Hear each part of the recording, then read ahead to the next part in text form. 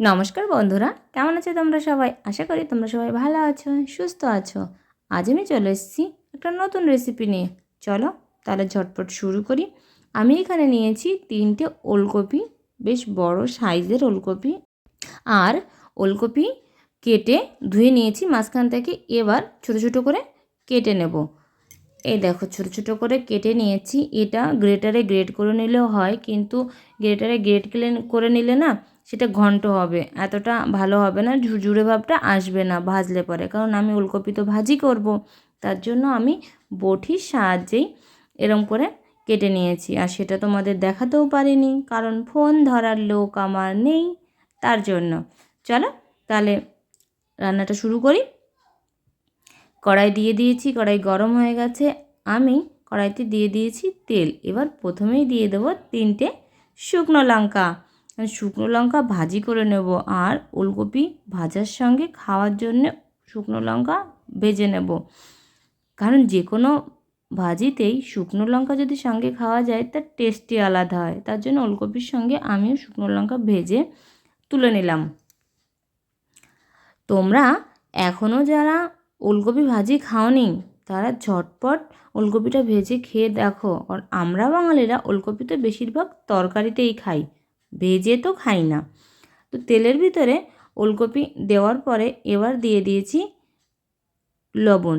লবণ দিয়ে ভালো করে নেড়েচেড়ে লবণটা যাতে মিলে যায় ওলকপির সাথে, তার জন্য ভালো করে নেড়েচেড়ে নিলাম।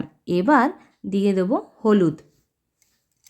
ভাজিতে লবণ আর হলুদ এটাই তো মাস্ট। হলুদ দিয়ে ভালো করে নেড়েচেড়ে নেব, হলুদটা ওলকপির সঙ্গে মিলিয়ে নেব।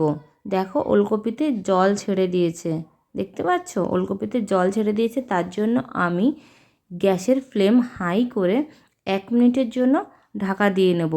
1 মিনিট পরে ঢাকনাটা তুলে নেব, আর দেখা যাচ্ছে জলটা শুকিয়ে গেছে। এবার গ্যাসের ফ্লেম মিডিয়াম করে দেবো। গ্যাসের ফ্লেম হাই যদি সবসময় থাকে তাহলে ভাজাটা শক্ত হবে, পুড়ে যাবে, খেতে অতটা ভালো লাগবে না। তাই আমি গ্যাসের ফ্লেম মিডিয়াম করে ওলকপি ঢেকে ঢেকেই ভেজে নেব। এর টেস্টই আলাদা হয়। একটু টাইম লাগে ভাজতে, কিন্তু খেতে খুব ভালো হয়। এইভাবে ওলকপি ভাজলে বাচ্চা থেকে বড় সবাই চেটেপুটে খাবে। আলু ভাজার থেকেও বেশি ভালো লাগে ওলকপি ভাজা। তো তোমরা ঝটপট একবার তো বানিয়েই দেখো না, বানিয়ে খেয়ে দেখো। যারা এখনই ওলকপি ভাজা খাওনি তারা একবার বানিয়ে দেখো, একবার খেলেই বুঝবে কতটা ভালো লাগে। দুপুরবেলা গরম ভাতের সঙ্গে ওলকপি ভাজা, তার সঙ্গে শুকনো লঙ্কা ভাজা, আমাদের বড়দের কাছে জাস্ট জমে যাবে।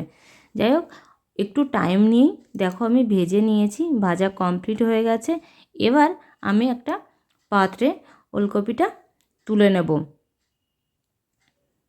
তোমরা ঝটপট রান্নাটা করে একবার হলেও খেয়ে দেখো কতটা ভালো লাগে। এই দেখো আমি একটা পাত্রে তুলে নিয়েছি, আর উপরে ওই ভাজা 3টে লঙ্কা দিয়ে দিয়েছি। যাই হোক, আজকে ছিল সিম্পল রেসিপি ওলকপি ভাজা। তো চলো আজকের মতো টাটা, সবাই ভালো থেকো, সুস্থ থেকো।